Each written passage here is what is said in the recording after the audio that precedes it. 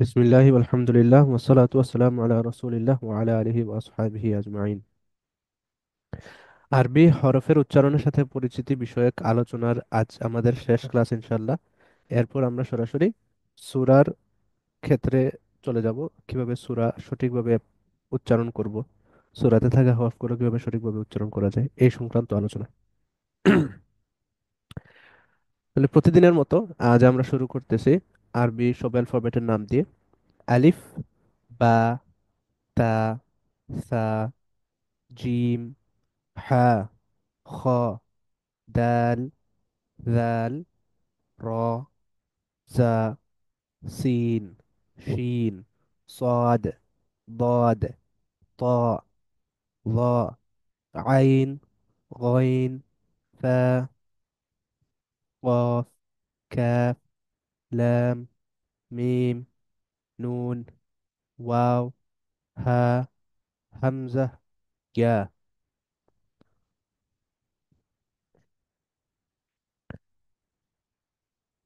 আজ আমরা ইনশাল্লাহ আলোচনা শুরু করব কয়েকটা লিপ লেটার্স দিয়ে।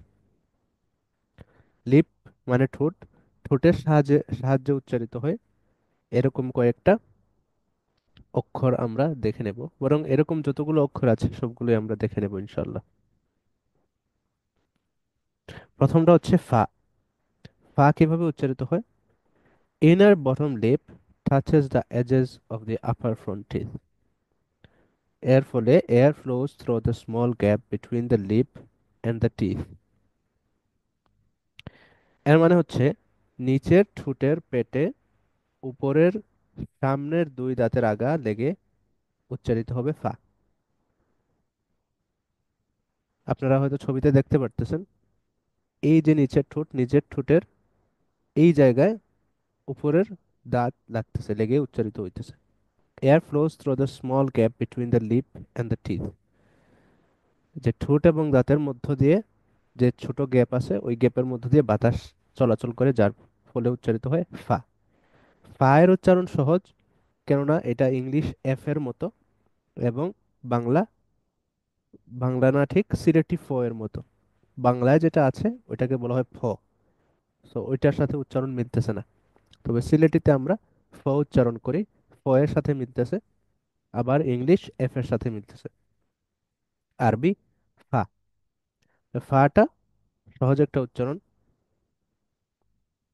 যেমন সূরা রহমানের সবচাইতে বেশি যে আয়াতটা এসেছে সেটা হলো ফাবি আইয়ি আলাই রাব্বিকুমা তুকাযযিবান। এটা ফা দিয়ে শুরু, ফাবি, ফাবি আইয়ি আলাই রাব্বিকুমা তুকাযযিবান। এরপরে আছে ওয়াও। ওয়াও এটা ঠোঁটের অক্ষর কেন হলো? কারণ এখানের মধ্যে ঠোঁটকে ইস্তেমাল করতে হয়, ঠোঁটকে ব্যবহার করতে হয়। কিভাবে হয়? Rounded lips come close together without touching completely. এই যে ছবিতে যেরকম দেখা যাচ্ছে, ঠোঁটের আকারটা এরকম হয়ে যায়। ওয়াও, ওয়াও। আপনারা চাইলে প্র্যাকটিস করতে পারেন। ওয়াও। Sound comes from the lips forming a circular shape for ওয়াও মাদ। Sound flows from the empty space. আচ্ছা, ওয়াও মাদ এটা ভিন্ন জিনিস, এটা আমরা ইনশাল্লাহ পরবর্তীতে দেখবো, যখন সরাসরি সূরাতে যাব তখন এই বিষয়গুলো দেখবো ইনশাল্লাহ। আপাতত আমরা ফা এবং ওয়াও এর উচ্চারণটা দেখেছি। ওয়াও এর উচ্চারণ অনেকটা ইংলিশ ডাব্লিউ এর মতো, অনেকটা ইংলিশ ডাব্লিউ এর মতো। ওয়াও। যেমন সূরা আসরের মধ্যে আছে ওয়াল, ওয়াল আসর, ওয়াল আসর, ইন্নাল ইনসানা লাফি খুসর ইল্লাল্লাযীনা আমানু ওয়া আমিলুস সালিহাতি ওয়া তাওয়াসাউ বিল হাক্কি ওয়া তাওয়াসাউ বিস সবর। এখানে বেশ কয়েকবার ওয়াও শব্দটা আছে। আচ্ছা, এই গেল ফা এবং ওয়াও, এই দুইটা সহজ আছে আলহামদুলিল্লাহ। এরপরে আমরা দেখবো বা এবং মিম, এই দুটো সহজ আছে। কেন সহজ? কারণ এই দুইটা অক্ষরের সাথে বা এই দুইটা সাউন্ডের সাথে আমরা আগে থেকে পরিচিত। বা হলো ইংলিশ বি এর মতো বা বাংলা ব এর মতো উচ্চারণ। Both lips close completely and then release the sound. ঠোঁট বন্ধ হয়ে যায়, তারপর ঠোঁট খোলার মাধ্যমে এটা উচ্চারিত হয় বা। বা। It's a plosive sound, air is trapped and then released when lips part. যে বাতাস আবদ্ধ থাকে, বাতাস বের হয় না, বাতাস যখনই মু- ঠোঁট দুইটা আলাদা হওয়ার মাধ্যমে যখনই বাতাস বের হয় তখনই উচ্চারিত হয় বা। বা, যেমন বিসমিল্লাহির রহমানির রহিম, বিসমিল্লাহির রহমানির রহিম, অথবা আলহামদুলিল্লাহি রব্বিল আলামিন। রব। আচ্ছা, এরপরে আছে মিম। মিম শব্দটাও আমরা পরিচিত আছি এই সাউন্ডের সাথে, কারণ এই সাউন্ডটা ইংলিশ এম এর মধ্যে আছে আর বাংলা ম এর মধ্যে আছে। Both lips come close completely. Sound flows through the nose. যে ঠোঁট লেগে যায়, কিন্তু বায়ের ক্ষেত্রে আমরা দেখছি, বায়ের ক্ষেত্রে আওয়াজটা ঠোঁট দিয়ে বের হয়, কিন্তু মিমের ক্ষেত্রে আওয়াজটা আসলে বের হয় নাক দিয়ে। মা, মা, নাক দিয়ে, ইনিশিয়ালি নাক দিয়ে বের হয়, তারপর ঠোঁট খুলে মা, মা, মা,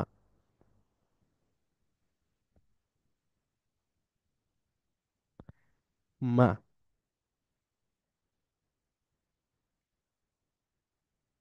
মা, মি, মু, মা, মি, মু, আম, ইম, উম। এটার সাথে পাশাপাশি আরেকটা আলোচনা আছে, গুন্নার আলোচনা। এটা আমরা ইনশাল্লাহ পরবর্তীতে দেখব, যখন আমরা সরাসরি সূরার তেলাওয়াতে ঢুকে যাব, তখন এই বিষয়গুলো আমরা ক্লিয়ার করবো ইনশাল্লাহ। আরো কিছু নিয়ম আছে। আহ, সব থিওরিটিক্যাল আলোচনা আসলে আগে করে ফেললে জটিল লাগবে, এই জন্য আমরা জাস্ট অক্ষরগুলোর থিওরিটিক্যাল আলোচনা করে ফেলতেছি। তারপর আমরা যখন সরাসরি সূরার আলোচনায় চলে যাব, তখন সূরা থেকে আলাদা আলাদা করে আমরা অক্ষরগুলোর আলোচনা করতে পারবো ইনশাল্লাহ। Okay. এরপরে আছে লাম। লামের উচ্চারণও আমাদের জন্য ইনশাল্লাহ কঠিন না, কেননা লামের ইকুইভ্যালেন্ট সাউন্ড ইংলিশেও আছে, বাংলায়ও আছে। ইংলিশে আছে এল এর মধ্যে, এল সাউন্ডের মধ্যে, আর বাংলায় আছে ল সাউন্ডের মধ্যে, ল বর্ণের মধ্যে। তাহলে লামের উচ্চারণ কিরকম হয়? The tip of the tongue touches the upper gums just behind the top front teeth. The sides of the tongue May slightly touch the upper side teeth. লামের ক্ষেত্রে কিরকম হয় আপনারা ছবিতে দেখতে পারতেছেন, যে দাঁতের উপরের দাঁতের দুই সাইডের এক সাইডের মধ্যে টাচ খায়, কিন্তু উভয় সাইডে টাচ খেলে কি হবে? উত্তর হলো হবে। এবং এটা আসলে ব্যক্তিভেদে নির্ভর করে। সবার মুখের আকার বা জিহ্বার আকার তো সমান না, এই জন্য। তাই আমরা যদি এটা হোলিস্টিক ভাবে বলতে চাই, তাহলে এরকম বলতে পারি যে জিহ্বার এক কিনারা বা উভয় কিনারা উপরের মাড়ির দাঁতের সাথে মিলিয়ে জিহ্বার আগা সামনের উপরের দুই দাঁতের গোড়ায় ছোট গোস্তের টুকরা লেগে উচ্চারিত হবে লাম। এটা শুধু বলার জন্য বলা, আসলে এই উচ্চারণগুলা আমাদের এরকম থিওরিটিক্যালি শেখার দরকার নেই, কারণ লাম শব্দের ইকুইভ্যালেন্ট আমরা অলরেডি জানি। লা, এল শব্দ, লা সাউন্ড, ল বর্ণের যে উচ্চারণ, যে সাউন্ডটা ওইটাই। এই জন্য এখানে ইনশাল্লাহ আমাদের কোনো সমস্যা হবে না। তবে লামের ক্ষেত্রে একটা নিয়ম আছে, আমরা গতদিন আলোচনা করেছিলাম যে আরবিতে আরবি অক্ষরগুলো দুই রকম হতে পারে। একটা হলো তাফখিম করা, তাফখিম করা হয় এরকম, আর একটা হলো তারকিক করা হয় এরকম। তাফখিম করা মানে হেভি করা, অর্থাৎ মোটা করে উচ্চারণ করা, আর তার্কিক করা মানে চিকন করে উচ্চারণ করা। তাহলে লামের ক্ষেত্রে দুই রকম আছে। সব ক্ষেত্রেই লামের উচ্চারণ হবে তার্কিক বা চিকন। যেমন লাম ইয়ালিদ ওয়ালাম ইউলাদ, লাম ইয়ালিদ ওয়ালাম ইউলাদ। এখানে আমি বলতেছি না যে লম ইয়ালিদ ওয়ালাম ইউলাদ, লকে মোটা করতেছি না, বরং লকে, লাকে চিকন রাখতেছি। লাম ইয়ালিদ ওয়ালাম ইউলাদ, মুখকে ফ্ল্যাট রেখে উচ্চারণ করতেছি। কিন্তু যদি আল্লাহ শব্দ আসে এবং শুরুতে যদি জবর থাকে বা পেশ থাকে, তখন এটা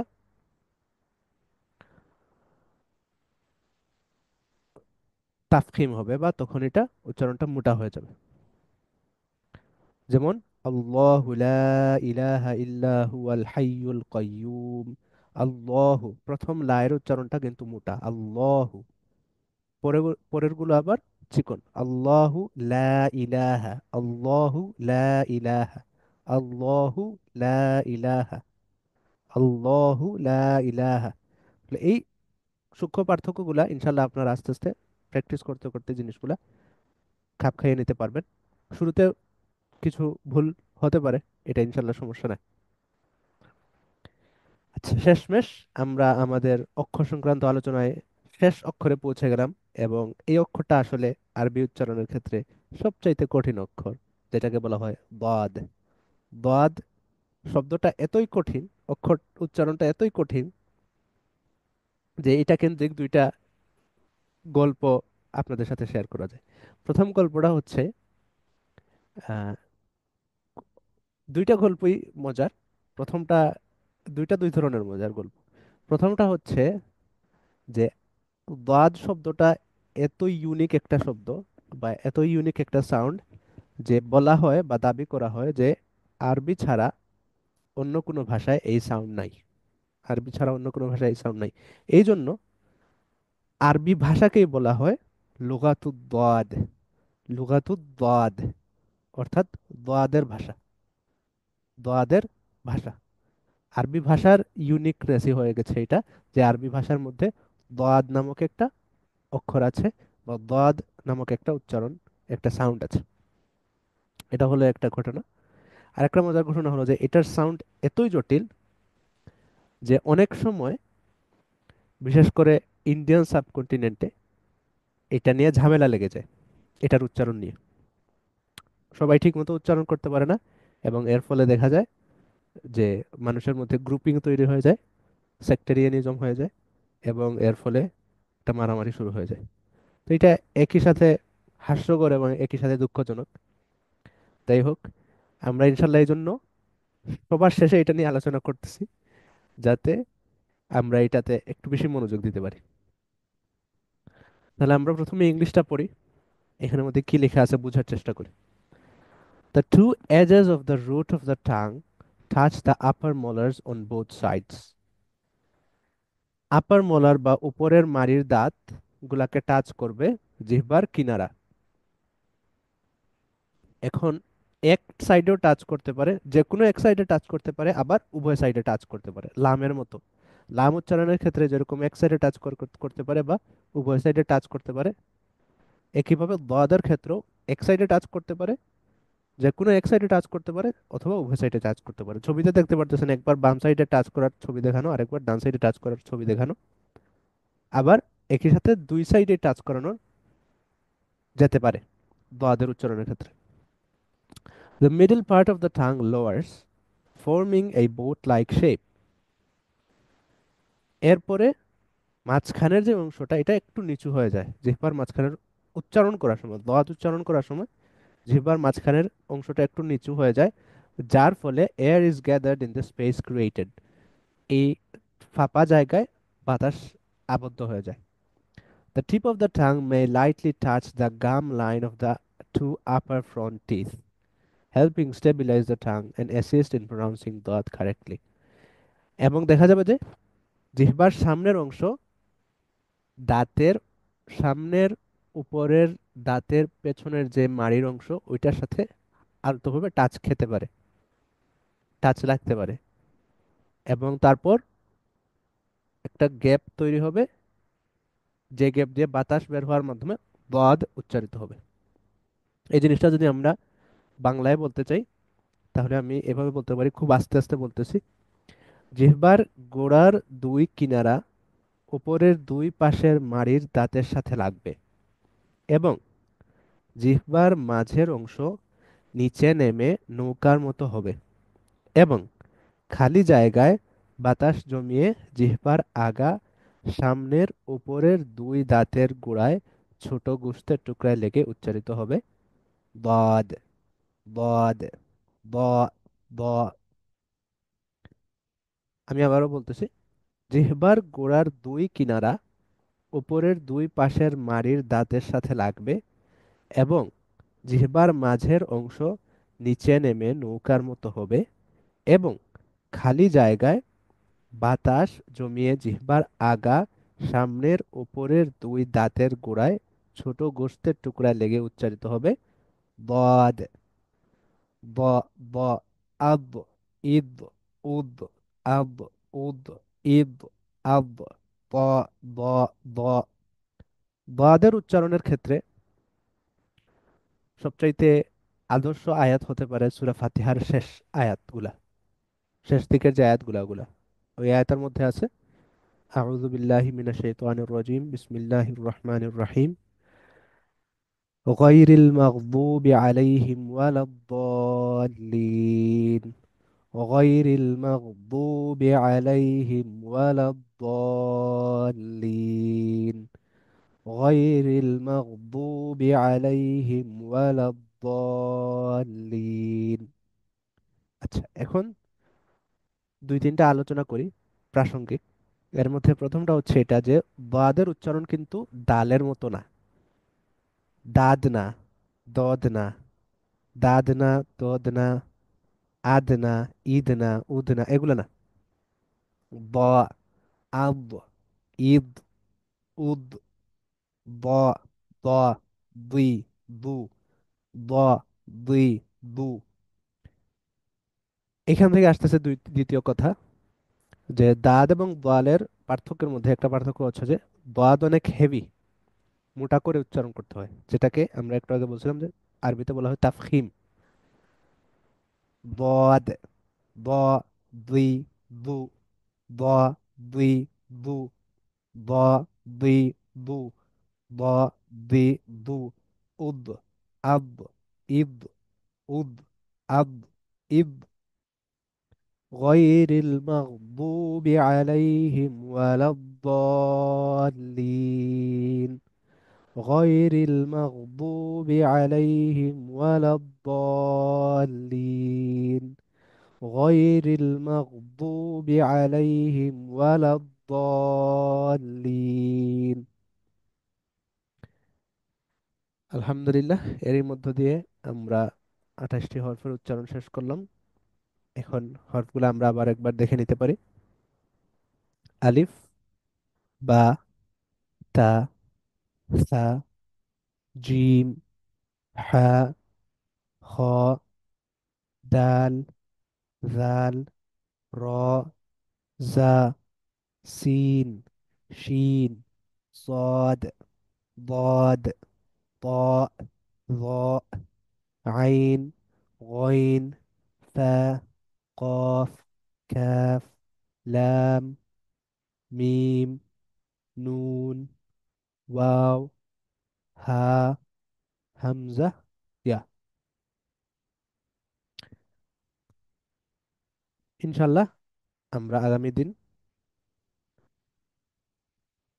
থেকে সূরাতে এই বিষয়গুলো আমরা যেগুলো শিখলাম এগুলো সরাসরি কোরআনের শেষ সূরাগুলোতে অ্যাপ্লাই করার চেষ্টা করব, অ্যাপ্লাই করে শিখার, দেখার চেষ্টা করব, অনুশীলন করার চেষ্টা করব ইনশাল্লাহ। আর আজকে আরবি তাজউীদের আলোচনা এতটুকুই। এখন আমরা ছোট একটা আমল দেখে নেব এবং ফজিলতের একটা হাদিস পড়ে নেব ইনশাল্লাহ। আমার সাথে থাকুন, আমাকে সময় দিন, আমি বের করতেছি। তো আজ আমরা ফজিলতের ক্ষেত্রে বা ফদায়েলের ক্ষেত্রে যে হাদিসটা পাঠ করব সেটা হচ্ছে সহিহ মুসলিমের একটা হাদিস, যেখানে আবু হুরায়রা রাদিয়াল্লাহু আনহু হতে বর্ণিত, রাসূলুল্লাহ সাল্লাল্লাহু আলাইহি ওয়াসাল্লাম বলেন, আমি সাক্ষ্য দিচ্ছি যে আল্লাহ ছাড়া কোনো ইলাহ নেই এবং আমি আল্লাহর রাসূল। যে কোনো বান্দা সন্দেহাতীতভাবে এই বাক্য দুটির উপর ঈমান আনবে, সে আল্লাহর সাথে এমন অবস্থায় সাক্ষাৎ করবে যে সে জান্নাত থেকে বঞ্চিত হবে না। অ- অর্থাৎ এটা হলো লা ইলাহা ইল্লাল্লাহ বা আশহাদু আল্লা ইলাহা ইল্লাল্লাহ ওয়া আশহাদু আন্না মুহাম্মাদুর রাসূলুল্লাহ পাঠ করার, এই সাক্ষ্য দেওয়ার ফজিলত। যে কেউ যদি সাক্ষ্য দেয় আল্লাহ ছাড়া কোনো ইলাহ নেই এবং মুহাম্মদ সাল্লাল্লাহু আলাইহি সাল্লাম আল্লাহর রাসূল, এবং এটা যদি কেউ সন্দেহাতীতভাবে এটার উপর ঈমান আনে, তাহলে সে আল্লাহর সাথে এমন অবস্থায় সাক্ষাৎ করবে যে সে জান্নাত থেকে বঞ্চিত হবে না। আল্লাহ আমাদেরকে তৌফিক দান করুন খালিস ভাবে এই বাক্যের উপর ঈমান আনার এবং এটা এই সাক্ষ্য দেওয়ার। এবং এই অনুযায়ী আমল করার। অতঃপর আমরা একটা ছোট আমল দেখে নিতে পারি ইনশাল্লাহ। খাওয়া সংক্রান্ত দুটি আমল। একটা হচ্ছে খাবার শুরুতে আমরা কি বলবো, খাওয়া শুরু করব আমরা বিসমিল্লাহ বলে। স্বাভাবিকভাবে বিসমিল্লাহ বলে আমরা খাবার শুরু করব। আর যদি বিসমিল্লাহ বলে খাবার শুরু করতে ভুলে যাই, তাহলে আমরা পাঠ করব বিসমিল্লাহি ফি আউয়ালিহি ওয়া আখিরিহি, অর্থাৎ শুরু এবং শেষ আল্লাহর নামে। অর্থাৎ যেহেতু আমরা শুরু করি নাই আল্লাহর নামে, এই জন্য মাঝখান থেকে বলতেছি। এই জন্য রাসূল সাল্লাল্লাহু আলাইহি ওয়াসাল্লাম আমাদেরকে শিখিয়ে দিয়েছেন যে এইভাবে বলবো, বিসমিল্লাহি ফি আউয়ালিহি ওয়া আখিরিহি, অর্থাৎ শুরু এবং শেষ আল্লাহর নামে। আর খাবার শেষ করে আমরা একটা দোয়া আছে, ওটা পাঠ করব। দোয়াটা হচ্ছে আলহামদুলিল্লাহিল্লাযী আত'আমানি হাযা ওয়া রাযাকানিহি মিন গায়রি হাওলিন মিন্নি ওয়ালা কুওয়া। এই দোয়াটা খুবই সুন্দর। অর্থটা পড়ি। সকল প্রশংসা আল্লাহর জন্য, যিনি আমাকে এ আহার করালেন এবং এ রিজিক দিলেন, যাতে ছিল না আমার পক্ষ থেকে কোনো উপায়, ছিল না কোনো শক্তি সামর্থ্য। এইটার অর্থ কিন্তু খুবই যথাযথ। আমরা যদি একটু চিন্তা করি, আহ, আমি যেহেতু বাংলাদেশে আছি, আমি ইতোমধ্যে ইফতার করে ফেলেছি। তো আজ ইফতারে পেঁয়াজি খেয়েছি, ছোলা খেয়েছি এবং খিচুড়ি খেয়েছি।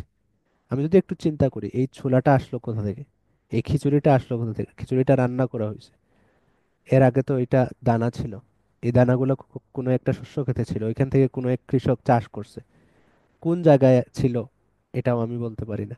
ছোলাগুলা কোন জায়গা থেকে চাষ হয়ে আসছে এটাও আমি বলতে পারি না। পেঁয়াজিগুলোর মধ্যে ডাল ছিল, পেঁয়াজ ছিল, মরিচ ছিল। প্রত্যেকটা আলাদা আলাদা জিনিস আলাদা আলাদা জায়গা থেকে আসছে, আলাদা আলাদা মানুষ চাষ করছে।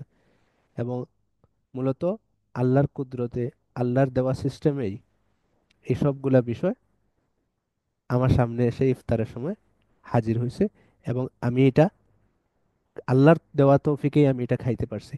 আল্লাহ না চাইলে আমি খাইতে পারতাম না। তো এই জিনিসটা মাথায় রেখে যদি আমরা আল্লাহর প্রশংসা করি, তাহলে দেখা যাবে দিন থেকে মন থেকে আমরা আল্লাহর প্রশংসা করতে পারতেছি। তাহলে আমরা খাবার শেষে আলহামদুলিল্লাহ বলবো, কমপক্ষে আলহামদুলিল্লাহ বলবো। আর পাশাপাশি দোয়াটা শিখে নেওয়ার চেষ্টা করব। হিসনুল মুসলিম বইয়ে আছে এই দোয়াটা। আর যদি দোয়াটা আরবিতে শিখতে কষ্ট হয়, তাহলে আরবি শিখার আগ পর্যন্ত আমরা চাইলে বাংলায় মনে মনে এই দোয়ার কথাগুলো চিন্তা করতে পারি, যাতে আমাদের মধ্যে আল্লাহর প্রশংসা খালিস ভাবে আসে। আলহামদুলিল্লাহিল্লাযী আত'আমানি হাযা ওয়া রাযাকানিহি মিন গায়রি হাওলিন মিন্নি ওয়ালা কুওয়া। তো এই ছিল আমাদের আজকের আলোচনা। আমরা ইনশাল্লাহ আগামী দিন সরাসরি সরাসরি সূরা চর্চা করার দিকে চলে যাব। সূরা চর্চা করার দিকে মনোযোগ দিব ইনশাল্লাহ। সুবহানাকাল্লাহুম্মা বিহামদিক আশহাদু আল্লা ইলাহা ইল্লা আনতা আস্তাগফিরুকা ওয়া আতুবু ইলাইক ওয়া আখিরু দা'ওয়ানা আনিল হামদুলিল্লাহি রাব্বিল আলামিন।